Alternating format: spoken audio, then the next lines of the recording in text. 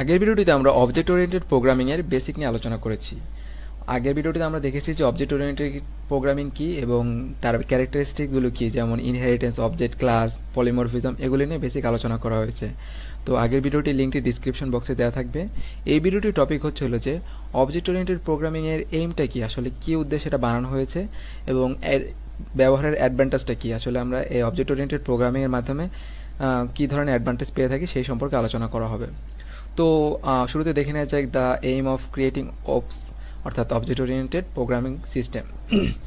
আসলে object oriented programming এর মাধ্যমে আমরা রিয়েল লাইফের যে প্রবলেমগুলো আছে সেগুলোর সাথে ভালোভাবে কানেক্ট হতে পারি। অর্থাৎ আপনি যদি বলেন যে আপনি একটা রোবট আছে, আপনার রোবটটাকে যদি আপনি বলতেছেন একটা রোবট গান গাইতে পারে আর একটা রোবট হাঁটতে পারে, তো আপনি চাচ্ছেন যে যে রোবটটা গান গাইতে পারে সেই রোবটটার মধ্যে যে হাঁটার জন্য যে ফিচারটা আপনার আরেকটা রোবটে আছে সেই ফিচারটা আপনি যে অ্যাড করতে চান, তাহলে আপনি ইনহেরিটেন্সের মাধ্যমে সহজে কি করতে পারবেন, এক রোবটের যে ফিচারগুলো আছে সেটা অন্য একটা রোবটে ট্রান্সফার করে দিতে পারবেন, অর্থাৎ অ্যাড করতে পারবেন।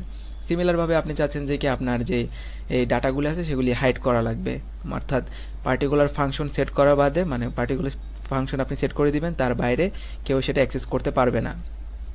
সেটার জন্য আপনি ডাটা হাইডিং ইউজ করতে পারেন অবজেক্ট ওরিয়েন্টেড প্রোগ্রামিংয়ের মাধ্যমে।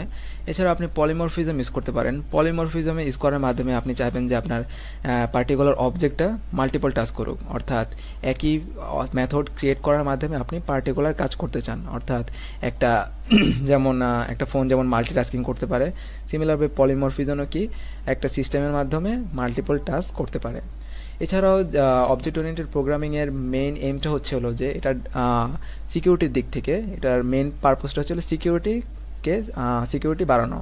অর্থাৎ আপনি কি করতেছেন, অবজেক্ট ওরিয়েন্টেড প্রোগ্রামিং এর মাধ্যমে ডাটাগুলোকে এবং পার্টিকুলার ফাংশনগুলোকে একটা জায়গায় আবদ্ধ করতেছেন এবং সেটা অপারেট করতেছেন, এবং সেটা এমনভাবে তৈরি করা হয়েছে যে পার্টিকুলার ফাংশন যে আপনি পার্টিকুলার ফাংশন আপনি সেট করে দিয়েছেন যেগুলির দ্বারা আপনি আপনার ডাটাগুলোকে অ্যাক্সেস করতে পারবেন। অর্থাৎ এর বাইরে থেকে যদি কোনো ফাংশন সেই ডাটাগুলোকে অ্যাক্সেস করতে চায় তাহলে সেটা পারবে না। তো এখানে সেটা বলা হচ্ছে যে so that no other part of the code can access this data except that function, অর্থাৎ পার্টিকুলার ফাংশন ছাড়া বাইরে থেকে কোনো কোড সেটাকে অ্যাক্সেস করতে পারবেন না। অবজেক্ট ওরিয়েন্টেড প্রোগ্রামিং ছাড়া কিন্তু অন্য অন্য ল্যাঙ্গুয়েজে আপনি ইজিলি সেগুলিকে অ্যাক্সেস করতে পারেন যদি আপনি অবজেক্ট ওরিয়েন্টেড প্রোগ্রামিং ইউজ না করেন। সেক্ষেত্রে আপনার কোডগুলোকে বাইরে থেকে গ্লোবালি যে কেউ অ্যাক্সেস করতে পারবে। এই জন্য আসলে mainly object oriented programming use করা হয়। তো অবজেক্ট ওরিয়েন্টেড প্রোগ্রামিং সিস্টেমটা আমি আরেকটু আলোচনা করি। যেমন এটার বেসিক যে ফিচারগুলো আছে সেগুলো হলো object class, inheritance, polymorphism, abstraction, encapsulation. Real লাইফে আপনি এগুলি কীভাবে ইউজ করবেন, আপনি চাচ্ছেন যে আপনি একটা ফোন বানাবেন। তো ফোন বানানোর জন্য আপনি কি করলেন, একটা ফোনের ক্লাস ক্রিয়েট করলেন। ফোনের ক্লাস ক্রিয়েট করার মাধ্যমে আপনি একটা নীল নকশা তৈরি করলেন যে ফোনটা কেমন হবে, সেই নীল নকশার মাধ্যমে আপনি একটা অবজেক্ট ক্রিয়েট করলেন, অর্থাৎ ওই ফোনের যেই বেসিক ফিচারগুলো আছে সেই ফিচারগুলো ইউজ করে আপনি একটা অবজেক্ট ক্রিয়েট করলেন। এখন এই অবজেক্ট ক্রিয়েট করার পরে আপনার মনে পড়লো যে এতে আরও কিছু ফিচার অ্যাড করা দরকার। তো আপনি ক্লাসে আর আপনার নীল নকশায় কোনো পরিবর্তন আনলেন না, আপনি ওই আরেকটা অবজেক্ট যে আছে যার মধ্যে ইনহেরিটেন্স যেই ফিচারগুলি আছে সেটা আপনি আপনার নতুন অবজেক্টে অ্যাড করতে চান। তো ইনহেরিটেন্সের মাধ্যমে ওই অন্য একটা অবজেক্ট থেকে আপনি তার ফিচারগুলি আপনার নিজের অবজেক্টে অ্যাড করতে পারেন।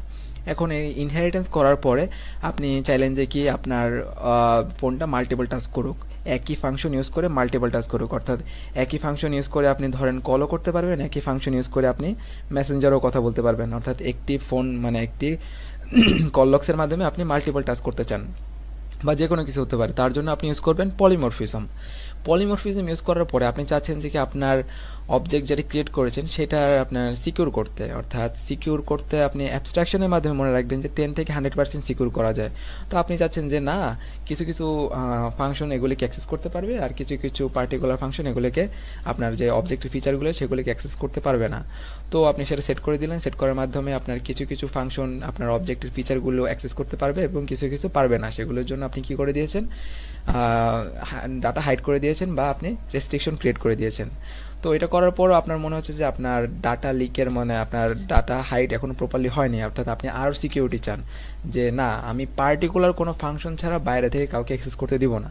সেই কারণে আপনি কি করতে পারেন, ইনক্যাপসুলেশন করতে পারেন। ইনক্যাপসুলেশন ইউজ করার মাধ্যমে আপনি 100% ডাটা হাইড করতে পারবেন। তো এই ছিল অবজেক্ট ওরিয়েন্টেড প্রোগ্রামিং এর বেসিক ফিচারটা, অর্থাৎ আমরা কেন ইউজ করব রিয়েল লাইফ প্রবলেম সলভ করার ক্ষেত্রে।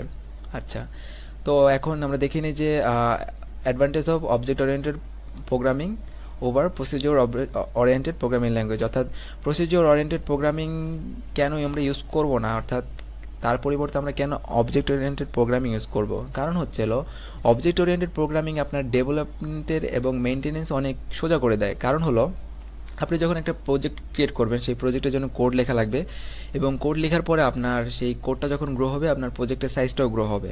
এতে কি হবে, যদি আপনি প্রসিডিওর ওরিয়েন্টেড প্রোগ্রামিং ল্যাঙ্গুয়েজের মাধ্যমে সেটা করে থাকেন, সেক্ষেত্রে কি হবে, আপনার কোথাও একটা পার্টিকুলার প্রবলেম যদি হয়, সেই প্রবলেমটা সলভ করার জন্য আপনার পুরো কোডটা চেক করা লাগবে, এবং সেটা মেনটেন করা খুবই কঠিন।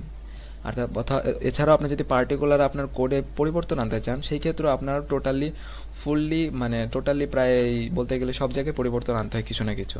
কিন্তু অবজেক্ট ওরিয়েন্টেড প্রোগ্রামিং এর মাধ্যমে আমরা এই প্রবলেমগুলোকে ওভারকাম করতে পারি। কিভাবে? কারণ হচ্ছে অবজেক্ট ওরিয়েন্টেড প্রোগ্রামিং এর মাধ্যমে আমরা যে অবজেক্ট ওরিয়েন্টেড প্রোগ্রামিং এর যে ক্যারেক্টারিস্টিক আছে, সেগুলোকে কোড অনুযায়ী সেগুলোকে বিভিন্ন ভাগে ভাগ করে দেয়। অর্থাৎ ইনহেরিটেন্সের জন্য এক পার্ট, পলিমরফিজমের জন্য এক পার্ট, তো ডাটা হাইডিং এর জন্য একটা পার্ট। তো আপনার পার্টিকুলার পুরো সম্পূর্ণ কোডটাকে পার্টিকুলার টপিকের উপর ডিপেন্ড করে আপনি ডিভাইড করে দিচ্ছেন। অর্থাৎ এর ফলে কি হবে, এর ফলে আপনার যদি কোনো একটা প্রবলেম ক্রিয়েট হয়, সেটা কোথায় ক্রিয়েট হয়েছে সেখানে আপনি যেয়ে সেটা সলভ করতে পারেন। এছাড়া আপনার যদি কোনো একটা বেসিক ফিচারে পরিবর্তন আনতে হয়, আপনি সেই পার্টিকুলার ডিভিশনে যেয়ে সেটাকে সেট করে দিতে পারেন। তো আচ্ছা, অবজেক্ট ওরিয়েন্টেড প্রোগ্রামিং আমাদের ডাটা হাইড করতে অনেক সাহায্য করে, যেটা আমি একটু আগে আলোচনা করেছি। তো আরেকটা যে অ্যাডভান্টেজ আছে সেটা হচ্ছিল মেইন অ্যাডভান্টেজ, সেটা হচ্ছিল object oriented programming provide ability to simulate real world event much more efficiently. তো এটা বলতেছে যে আমরা যেহেতু অবজেক্ট ওরিয়েন্টেড প্রোগ্রামিংকে যে কোনো একটা এন্টিটি, অর্থাৎ অবজেক্ট কি, অবজেক্ট হচ্ছিল এই পৃথিবীতে যত কিছুর স্টেট এবং বিহেভিয়ার আছে, সবগুলিকে আমরা একটা করে অবজেক্ট ক্রিয়েট করতে পারি। অর্থাৎ একটা বুকসের কি আছে, স্টেট আছে এবং বিহেভিয়ার আছে, তো সেটা কি একটা অবজেক্ট, সেটাকে আমরা প্রোগ্রামিং ল্যাঙ্গুয়েজে ইজিলি অ্যাড করতে পারতেছি। অর্থাৎ রিয়েল লাইফের যে এন্টিটিগুলো আছে, সেগুলো যদি কোনো প্রবলেম ক্রিয়েট হয় বা কোনো একটা প্রবলেম সলভ করতে যাই, তো রিয়েল লাইফের এন্টিটিকে আমরা প্রোগ্রামিংয়ে ইজিলি অ্যাড করতে পারতেছি, এবং সেই মাধ্যমে আপনি সলভও করতে পারতেছেন।